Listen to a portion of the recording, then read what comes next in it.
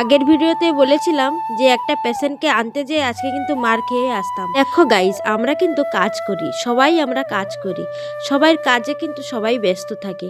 সেরকমই দেখো আজকে কিন্তু আমাদের ডিউটি ছুটি ছিল, তাও কিন্তু আমি যাচ্ছি। কারণ কিসের জন্য জানো?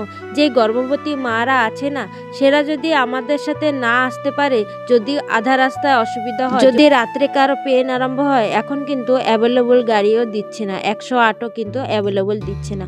কারণ জানো তো, এইখানে হলো বর্ষা, একটা বার্তা আরম্ভ হয়েছে। আগের ভিডিওতে বলেছি যে কি বার্তা, তার নাম সবই কিন্তু বলেছি।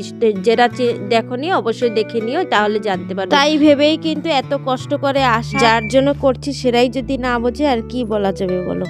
আজকের ঘটনাটা একটু বলি। বার্তার জন্য আমাদের গর্ভবতী মাদের যার হলো সামনে ডেলিভারি আছে, যেরকম এই মাসের লাস্টে 27, আজকে তো 29 তারিখ, এই 30, 31, 1, 2 তারিখে 10 তারিখের ভিতরে যার যার ডেলিভারি আছে সেদেরকেই নেয়ার আসার জন্য।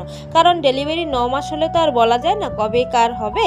সেই 9 মাস হয়ে গেলেই কিন্তু তাদের সম্ভাবনা থাকে হওয়ার 10 দিনের ভিতরে। তাই 10 তারিখের আগের পেশেন্টদের কিন্তু আনতে বলেছে, তাই আনতে গিয়েছিলাম। তার কিন্তু ডেট হয়ে গিয়ে আনতে গিয়েছি, সেই মাটা না আমাকে রাত্রে বলেছে না আমি যাব। তাই আমি কিন্তু জোর করে বলেছি যে তুমি তো যাবে বলেছো, তোমার জন্য গাড়িটা এসেছে, গাড়ি তো আর খালি যাবে না, তাহলে তুমি চলো। আর ওর হাজব্যান্ড হলো যেতে দেবে না, না ও ওইখানে খাবে না, ওর জাতি ভালো, তোমাদের জাতি ভালো না।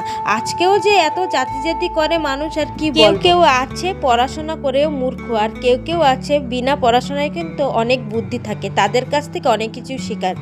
সেরকমই এই যে এই মানুষগুলো, এরা যে এত ভালো, এত জঙ্গলের ভিতরে থেকেও কিন্তু সব কিছু বুঝতে পারে।